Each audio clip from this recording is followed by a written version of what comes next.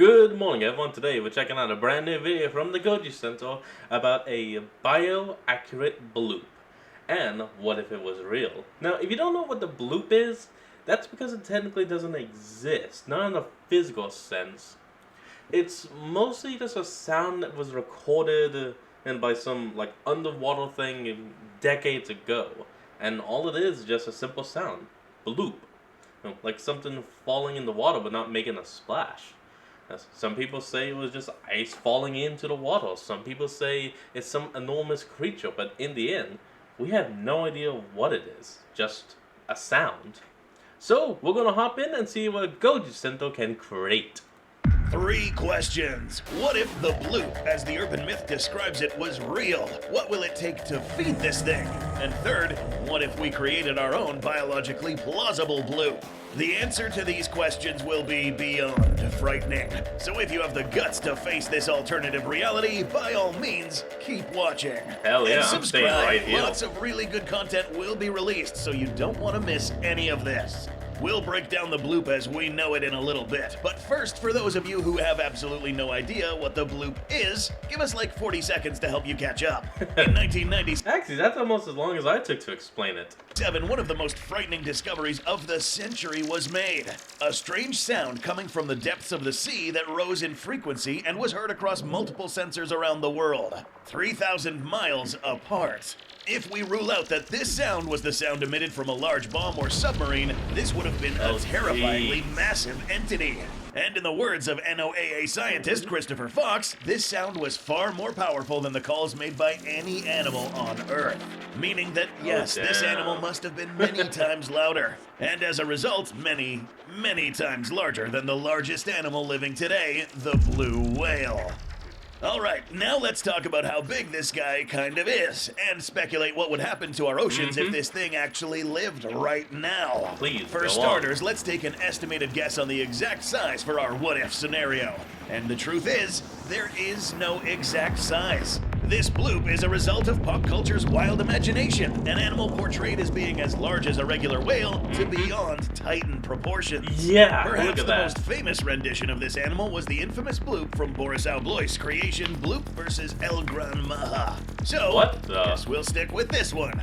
We took a 3D What the model hell of a is that? similar animal and got to work.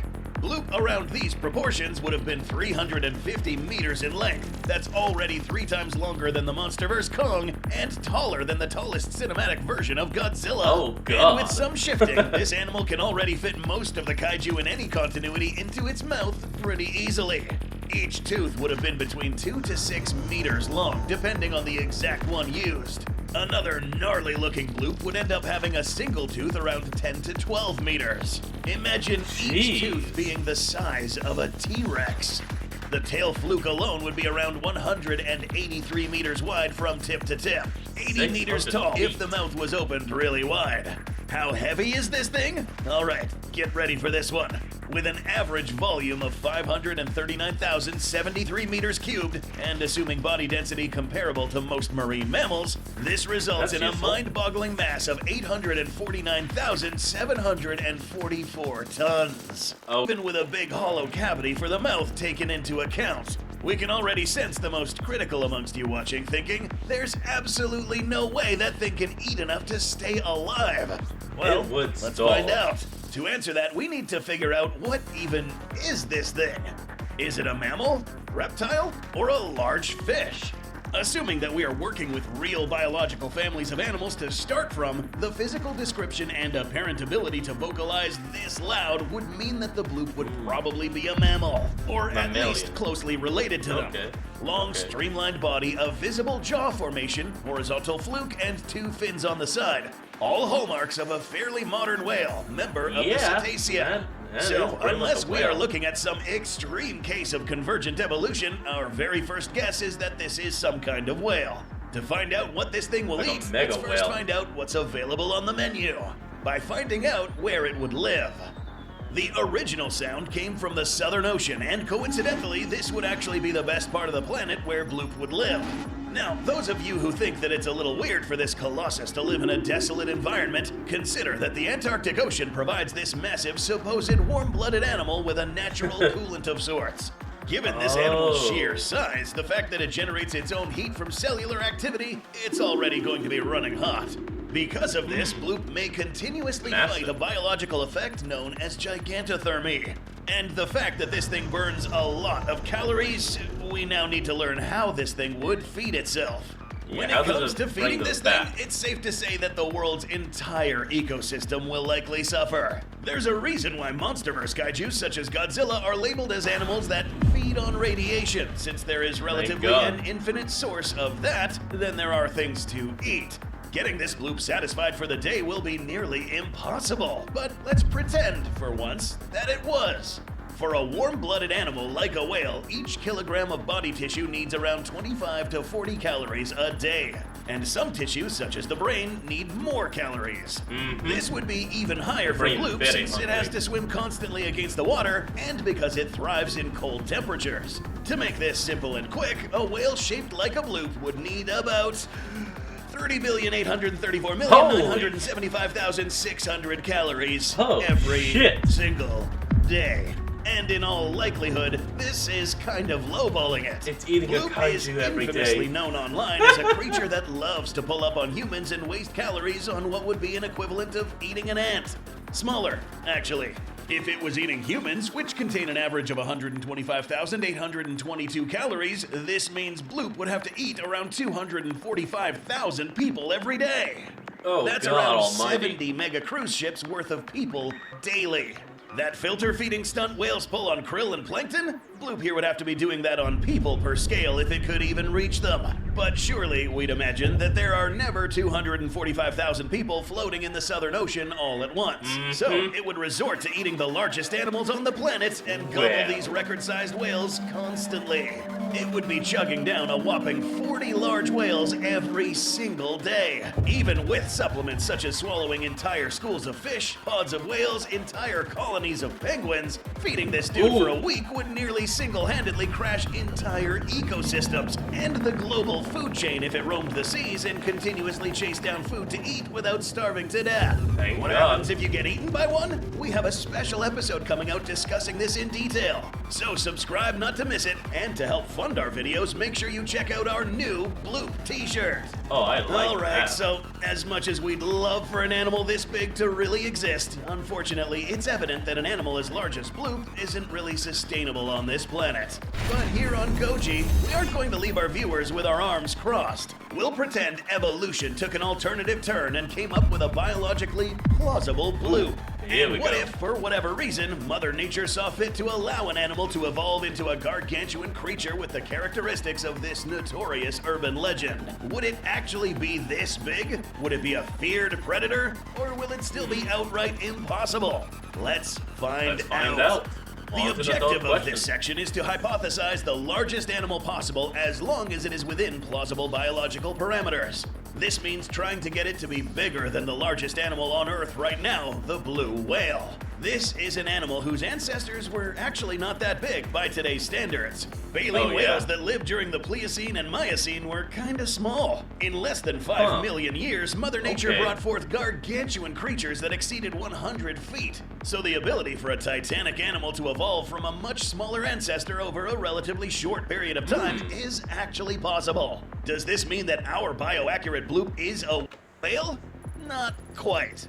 To keep this realistic and to make the Bloop as large as biology will let us, we have to select what kind of animal we are talking about. If the Bloop were to evolve... Well, it's clearly not avian, so forget bod. ...from the reptile class, then that really wouldn't have worked. These creatures were air breathers, and the animal that would have eventually evolved to Bloop would have been hunted down or pushed out into a less hospitable environment. There is no evidence that suggests that they lived long after the Cretaceous. If they did, then we'd have a lot more shallow water-dwelling marine reptile fossils. But we don't. Would it come out of the marine mammal class? Or maybe from the larger sharks with warm-blooded characteristics? No. As mentioned already, an animal this big would still run into the issue of eating enough food to keep it running. Remember, we want our Bloop to be larger than these whales. There is one class that might end up working out, actually.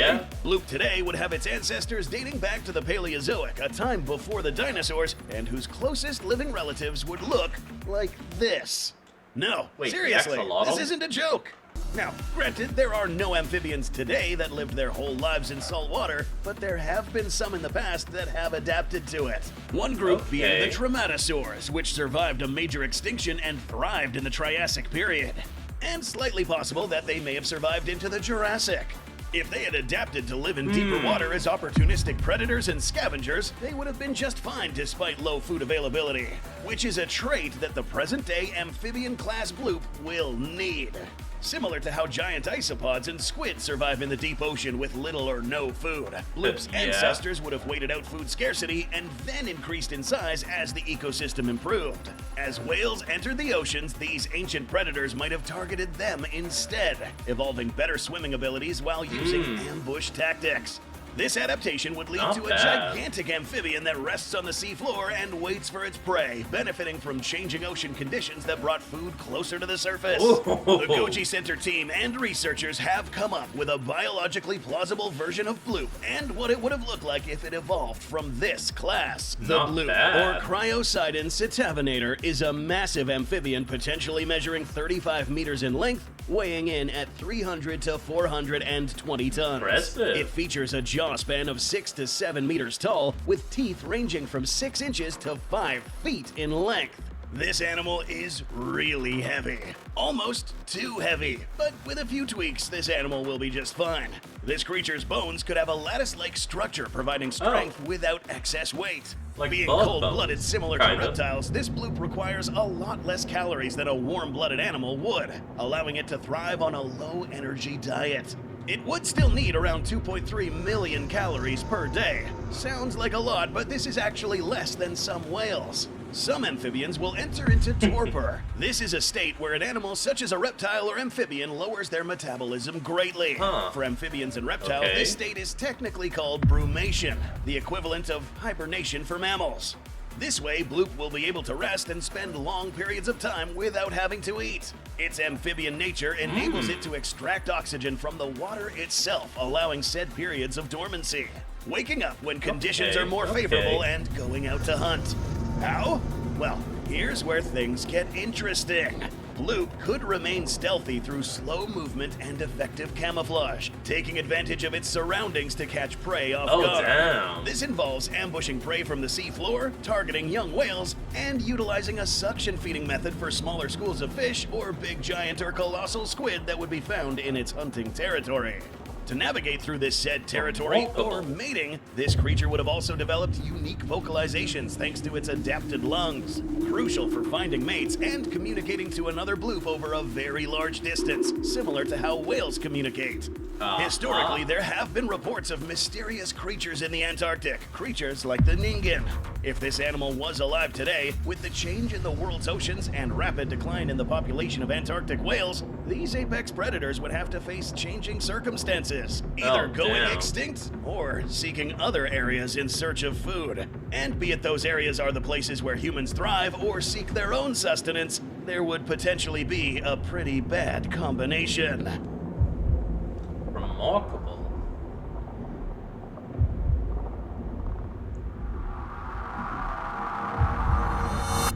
Oh, that was horrific to look at, but that was still kind of cool to look at. Alright everyone, well that's going to be the end of today's video, and I hope you all enjoyed this. Remember to like, comment, and subscribe for more. Links to the original will be in the description below, and I'll see y'all next time when we flick back on. Till then, this is Fox, signing out. Peace.